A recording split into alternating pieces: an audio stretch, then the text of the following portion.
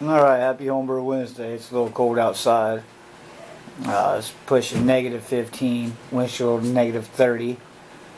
But you know, it's whatever. Here's gonna show you the update on the brew we just did last Sunday afternoon. All the way up until Sunday night we did about 12 gallons, I think. Yeah, about 12 gallons, one tester, and one 6-gallon batch, one 5.5-gallon batch. But first I'm going to pour a beer.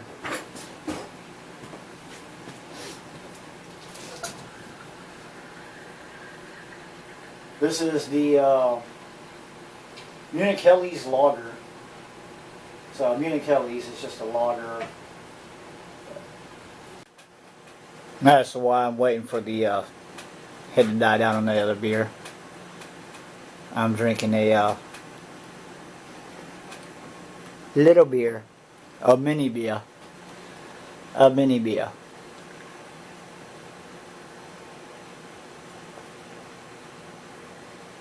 God, that's good stuff. Strong, but good stuff. Alright, so I apologize for not doing a lot of Homebrew Wednesdays. Just been busy with Polo League and work. And it's been pretty damn cold outside.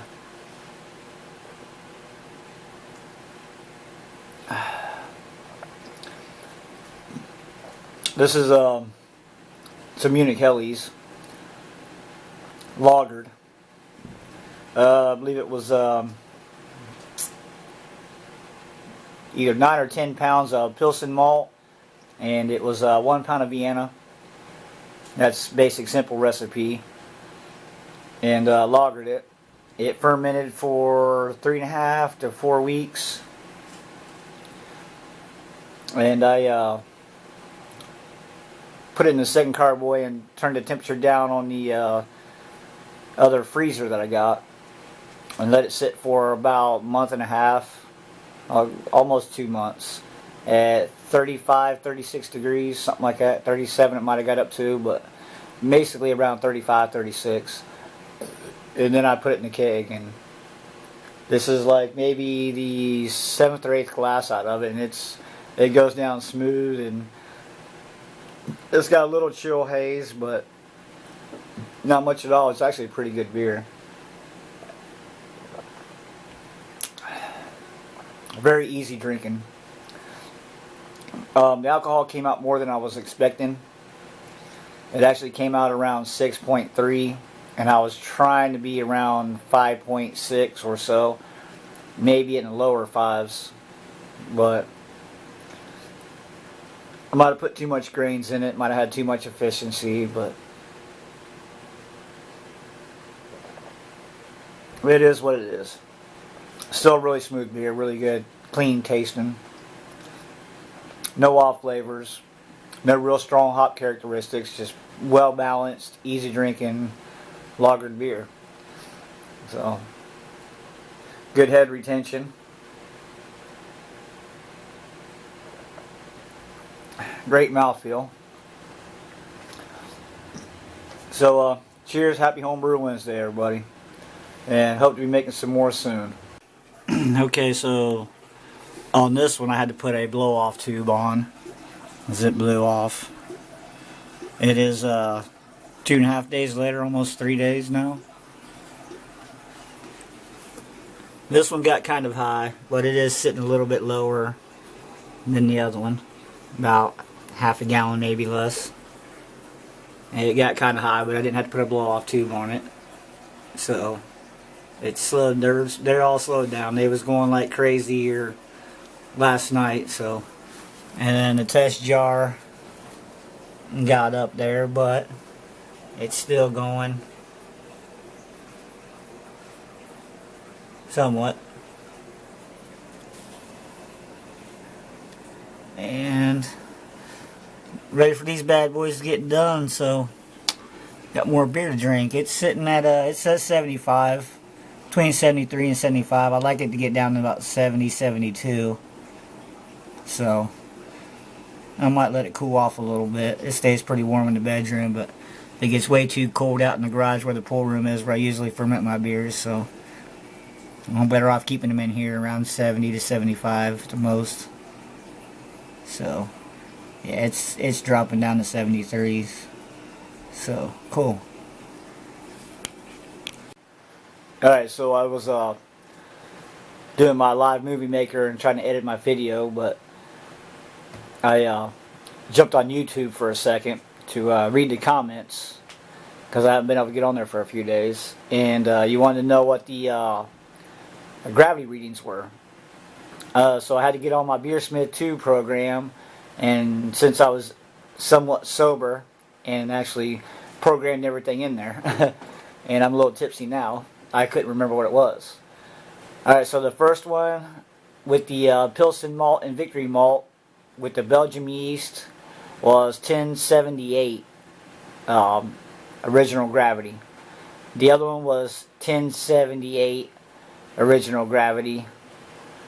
And it's kind of funny because I had the exact same amount of grains for both of them, but one of them was all Pilsen malt, one of them was all Pilsen malt but 1 pound of Victory.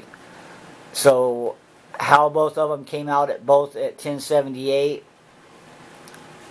not sure, because I would think that the Victory malt would add a little bit more as far as the sugar content. Maybe not. Maybe my efficiency was off just a hair on the one.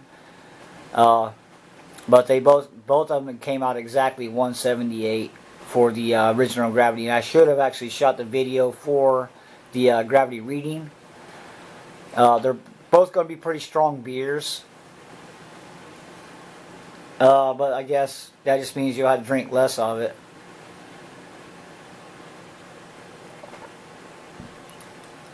Well, I got some buddies that want some strong beer, so down in Athens, the Bobcats, Ohio University, want me to make them a strong beer, so we'll see how it turns out. I will do a video on the gravity reading and the sample after I transfer it and see what it's down to, which will probably be next week, and then I'll do a final gravity and sample before I put it in the keg. I'm hoping it gets down to about 1006, 1.006 or 1.004. But if it gets down to 1010, I'll deal with 1010. I kind of, with the Belgium yeast, I kind of like it to be a little bit more drier and taste the hops. The one I just used 1 pound of Victory malt in. So it would have been like 14 pounds Pilsner malt and 1 pound Victory. And the other one I used 15 pounds of Pilsen malt, period. And then one of them I used my regular Munich Helles recipe for hops, the hop schedule. The other one I continuously, the 15 pounds of Pilsen malt with the Belgian yeast, I continuously hopped it. I did my regular Munich Helles recipe, but then continuously hopped it with the, I think it was Santium or something like that. I'd have to get back on there and find out. So every few seconds, throw a couple pellets in. Or every few, 30, 45 seconds, throw a few pellets in. Even through the cooling process. So I continuously hopped it.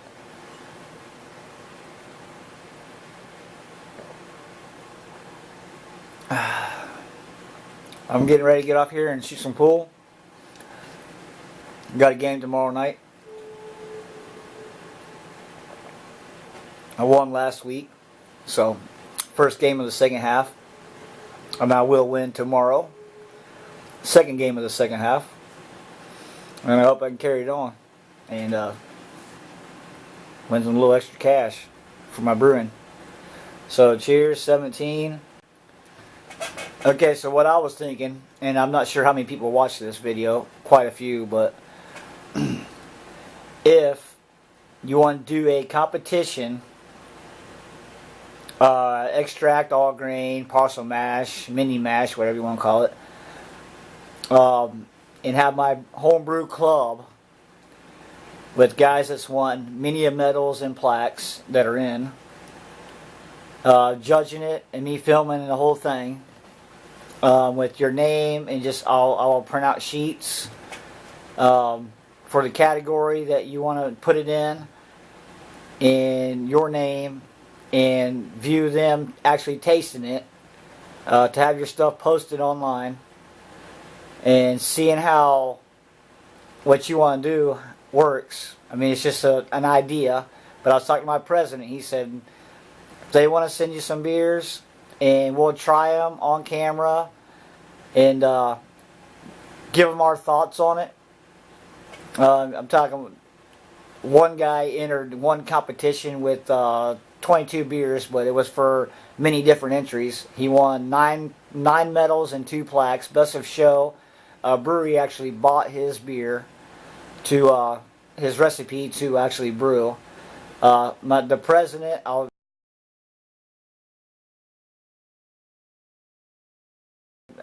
I just showed you the picture. And these guys know their taste. They can taste all flavors. They can taste what you put in the beer. They can taste what kind of beer it is without even telling them. That's just how good they are. And they've shocked the crap out of me. But it's an idea.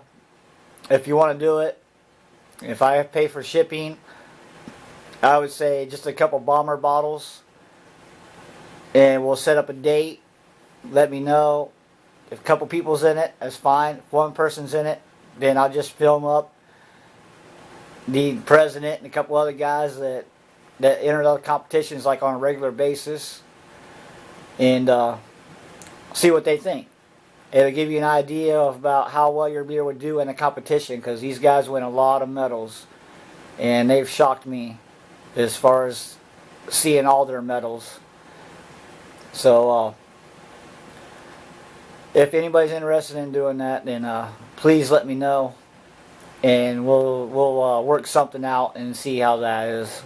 But I'm definitely entering the SJ Pour experiment, the 2014 experiment.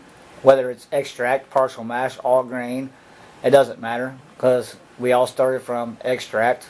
I'm not sure I know a brewer out there that's never started with an actual extract beer, whether it's Cooper's or Mr. Beer or any kind of extract. I'm sure we all started there somewhere. So my idea is go back to the extract. You know? Go back to the basics. Everybody do an extract or a partial mash if they want to. Because when you get an all grain, it's a whole different level, whole different taste. But if you can make a good extract beer, that's really when you're doing something. Alright, cheers to that. And let me know what you think on the beer thing. About sitting in at the Athens Homebrew Club. And which, by the way, you could join. Not saying you live here, but you can still join the Athens Homebrew Club. We have a meeting every Saturday, first Saturday of every month. And I can type, if you send me a message or something, I can type you the email address in so you can contact them yourself and find out. But we enter in a lot of competitions. Myself, I haven't. I've only entered in one. And I came in 4th. So I just missed a medal by 1 place, but that's probably because I entered my beer in the wrong category. I entered in Belgium Pale instead of the Belgium Strong. But it works out though. So either way, I'm probably rambling on now.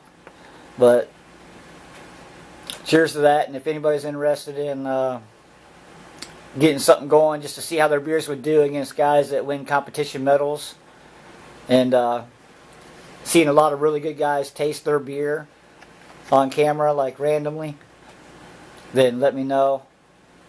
Send me a personal message, or I'd say if you comment, I probably won't get it unless I actually go back into the video and watch it. But I would say send me a personal message. And some of you got my phone number. Some of you got my address.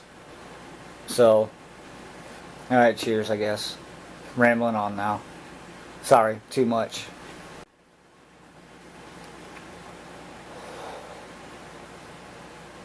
Oh shit, my beer's gone. Oh, no it ain't. There it is.